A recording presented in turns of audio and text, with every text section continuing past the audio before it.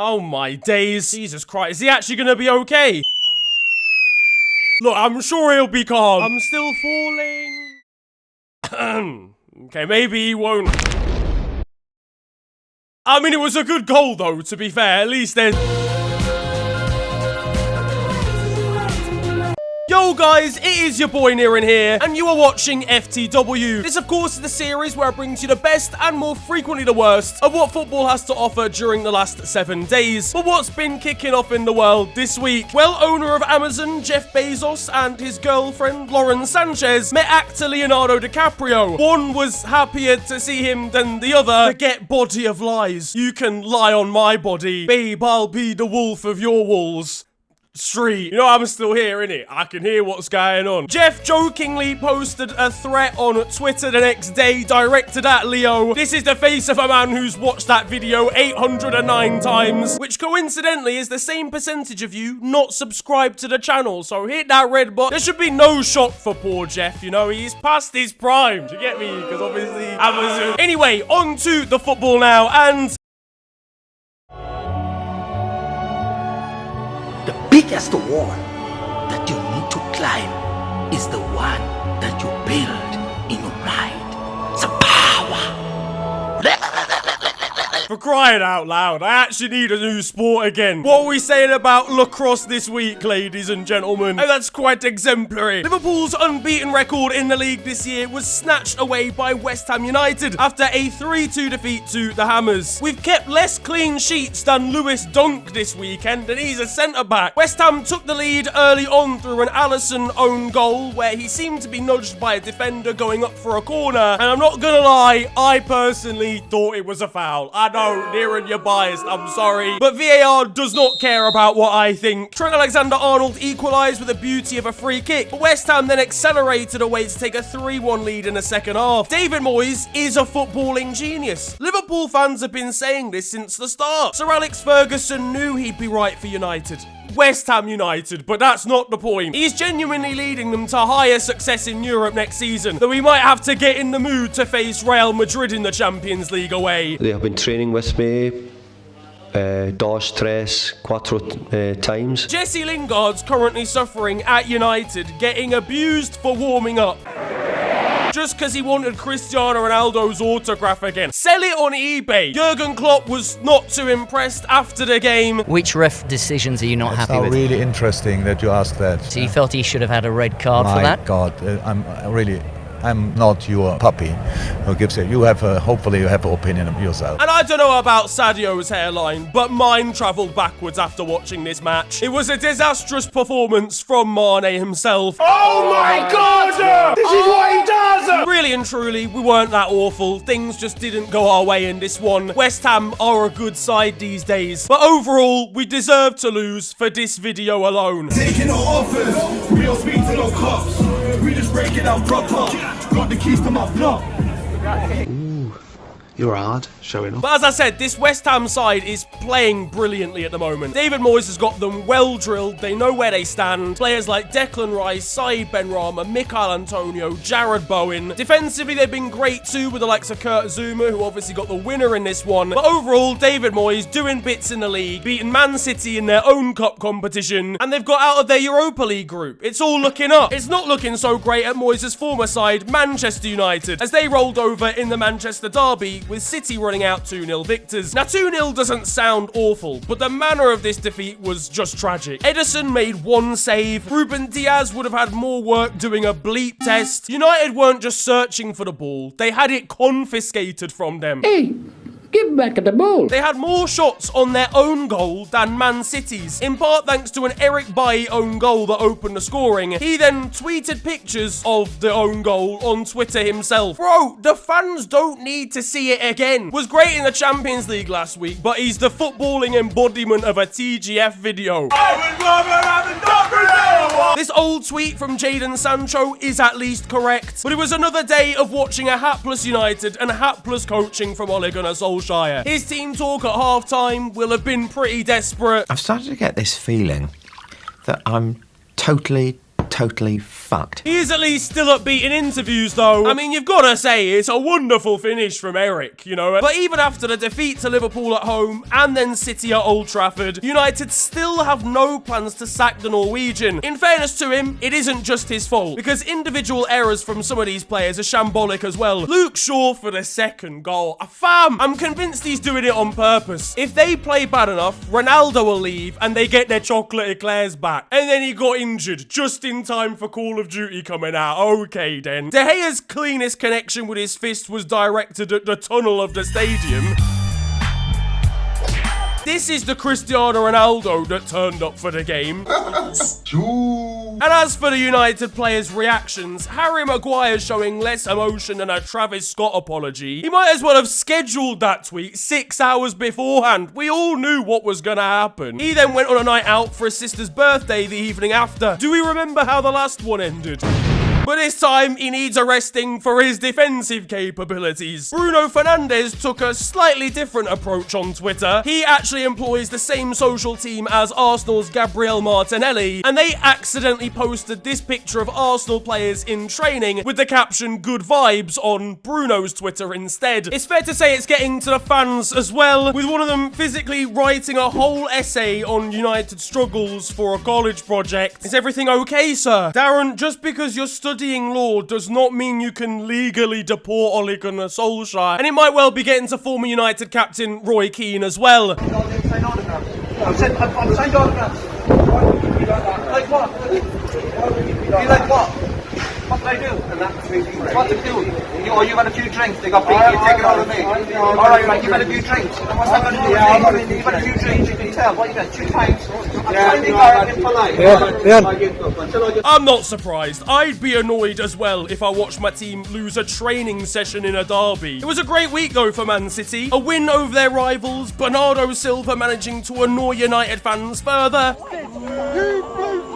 I mean, he's giving it large here, but he only just survived the celebrations for his goal. And as for the City fans, fuck's sake, why can't both of the teams lose? At Everton versus Spurs, the game ended in a 0-0 draw. The most entertaining thing about this one was an Everton fan shouting from the crowd, giving stick to Stuart Atwell, who he thought was being biased. When do you put a white shirt on that man? The problem with that is, Stuart Atwell wasn't the referee, it was Chris Kavanagh. There were chants from Spurs fans about West Ham supporters losing fingers.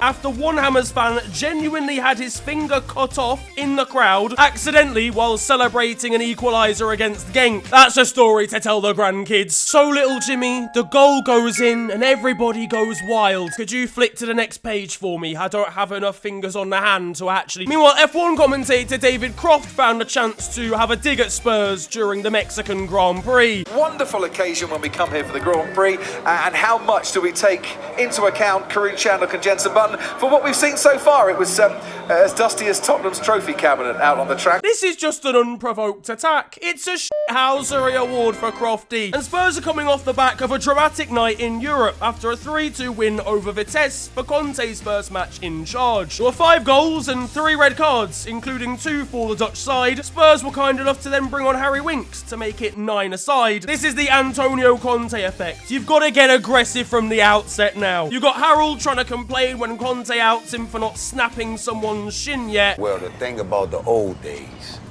they the old days. And a kid trying to run onto the pitch trying to get a shirt from Kane before being escorted away by the police. Seems harsh to arrest a child for being on the pitch at the Tottenham Hotspur Stadium when there's never any police action taken for Eric Dyer doing the same thing. At Arsenal, and they beat Watford 1-0 thanks to a goal from inform Emile Smith-Rowe. Danny Rose gave away a penalty through common assault. Only for Ben Foster to save the penalty from Aubameyang. Bosh, get that penalty save, mate. Alba, though, top legend, brilliant geezer. What an absolute lad, giving me some content for the channel. Mini Minter scored a penalty against this guy, and Aubameyang can't wait to see Pierre turning up to the next Sidemen Sunday recording. Their under-23 side pulled off a ridiculous comeback against Leicester. They were 3-0 down in the 92nd minute and managed to bring the game back to 3-3 by the 97th, with the equaliser coming from Balogun. Meanwhile, at Leicester versus Leeds, back with the first teams, and Harvey Barnes actually scored an equaliser. Mason Mount took a trip to the dentist, and him on anaesthetics was a sight to behold. Oh, if I got a punch right now, I wouldn't even feel it. Should I try? Yeah. No, he might knock his teeth out.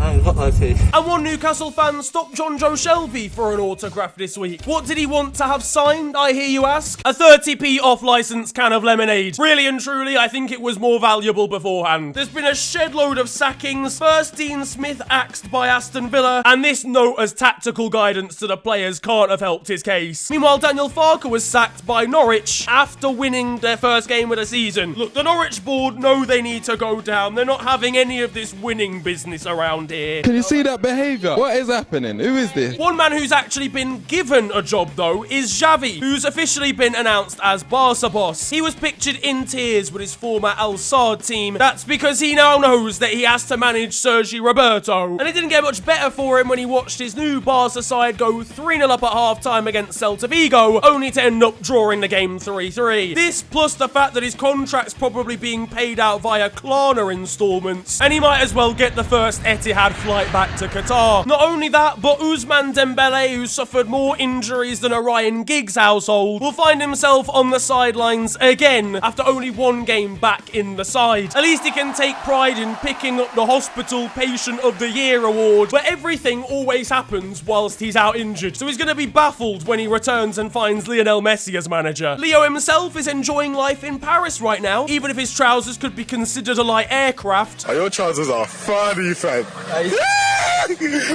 There's outrageous stuff at PSG's women's team, where Aminata Diallo has been taken into police custody because she hired a set of masked men to injure her teammate Kira Hamraoui and remove her from competition for playing time. What did she do? Tell these hitmen to go for her ACL or something? All I know is it's giving Jadon Sancho ideas. Staying in France, and Lyon winger Xherdan Shaqiri is in fact too small to reach a crossbar, and on the amateur scene, this piece of skill didn't exactly go well with the defender. In Italy, and Inter midfielder Hakan Çalhanoğlu scored against his former side and Milan rivals AC, and celebrated by cupping his ears to his former side. It's a shithousery award for him as well. Elsewhere in Serie A, and Roma lost to Venezia 3-2, Jose's gone down here to a side that has to swim to its home games. Anthony Modeste celebrated wildly for FC Köln after scoring for them. Meanwhile, in the Netherlands, and one AZ Alkmaar youth player managed to score the exact same backheel flick goal twice in just a matter of minutes. Staying in the Netherlands, and after last week's pain, Dusan Tadic got everything in a cast. But hold on a second, this has been signed by the rest of his team, which means they've had to, over Real Sociedad women, which thinking about it, they should just be called Socia Mum. We've got the worst own goal ever.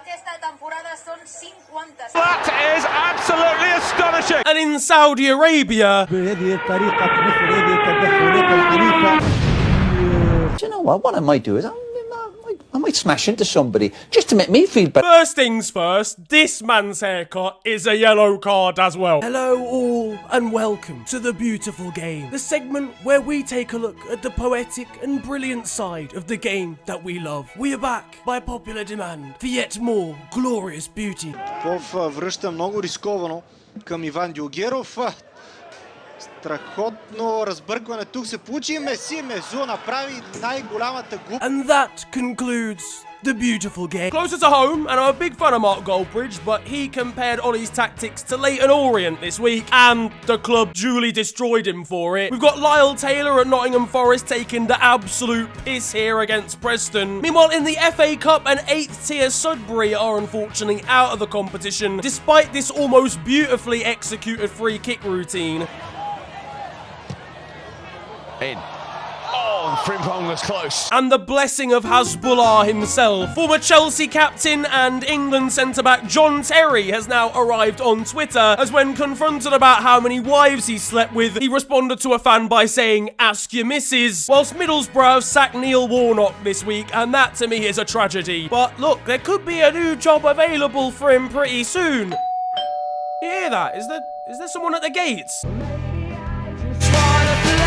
Can you imagine Neil Warnock when Paul Pogba decides he's not really up for it against Burnley away? You've got to fucking die to get 3 points! And there was crazy stuff at #United, where a firework seemed to be angled at one of the tag's players. He was unhurt, thankfully, but similar scenes were found in Ireland in a game between Shamrock Rovers and Waterford. This was obviously around bonfire nights. There's not really going to be fireworks celebrations anymore. But as a general, for like next year and that, or if you've got like your sister's cousin's dog's birthday, just be sensible with fireworks, innit? I don't understand. In Australia, and Daniel Sturridge is taking applicants for a new barber. I can't imagine Pierre-Emerick Aubameyang's demands would be that high. In the second tier of German football, and the league table is unbelievably satisfying right now.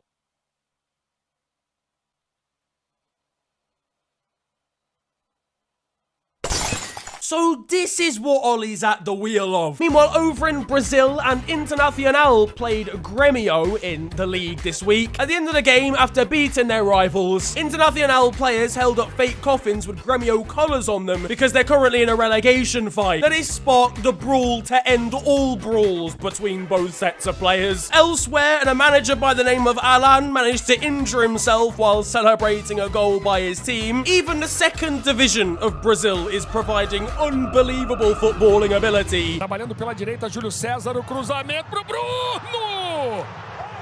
Tentou uma finalização. Wow! Meanwhile, one fan painted in green, dressed up as the Incredible Hulk on his birthday, asked for the footballing version of Hulk's shirt this week, and he got what he came for. There's slightly different vibes when it comes to banners from Spartak Moscow's supporters. Meanwhile, in Bulgaria, we've got the unluckiest penalty miss ever from Ludogorets. And in Uruguay, after one player lashed out and kicked a member of the opposition, those opposition teammates didn't exactly take to it too well and chased him around the place. But now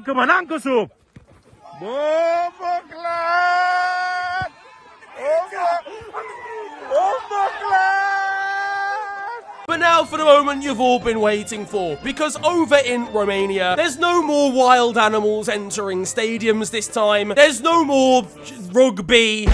But what we can always rely on from Romanian football is passages of play that you'd expect to see from a 59-year-old man called Craig. În zona ofensivă, aici nu este offside. Iată ce face acolo, într-adevăr, Marius Leca. Trece peste balon.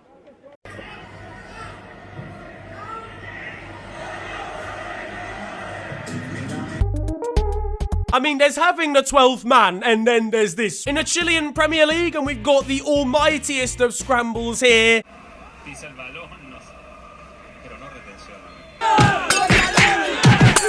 We've got an outrageous bicycle kick goal over in Slovenia.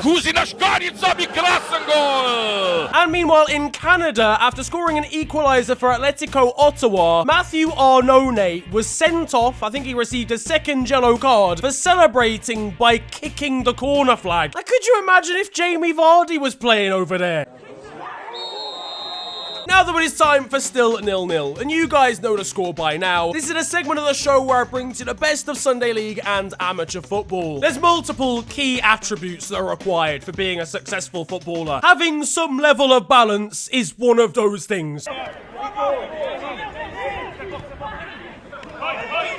On to the weird stuff though now. Up in Scotland and for Stenhousemuir, they weren't really able to give out a huge amount of updates in their most recent clash against Stirling Albion. That was because their social media manager was being pelted by pies from the opposition on the bench. A game in South Africa between Amazulu and Marumo Gallants had to be postponed. Now there's multiple reasons why a game could be postponed or abandoned. Very rarely though is it because of a kit clash. Well, that's exactly what happened here. I mean, seemingly the two sides didn't think to bring a different kit with them. The game was called off after just 9 minutes and everybody had to go home. Irish League side Longford Town are looking for a manager at the moment, and they decided the best course of action was to leave applications up to the public. So they posted it on Twitter, and literally anybody can apply for the post. And finally, in Indonesia, the area or regency of Boyolali is known and kind of famous in the country for producing a lot of milk. That's kind of just what its thing is. So their football club, Persebi Boyolali, has decided to keep that fact in mind when designing their new kits for the season, because their 2021 home kit is in the print of a cow. That, though, is going to wrap up football this week, and I hope you have enjoyed it. If you have, then feel free to slap a like on the video, and of course subscribe if you're new to the channel. You can also follow me on social media. It is at @theofficialfng on Twitter and on Insta. But it's been a pleasure ranting at you guys today. Have a wonderful day, enjoy yourselves,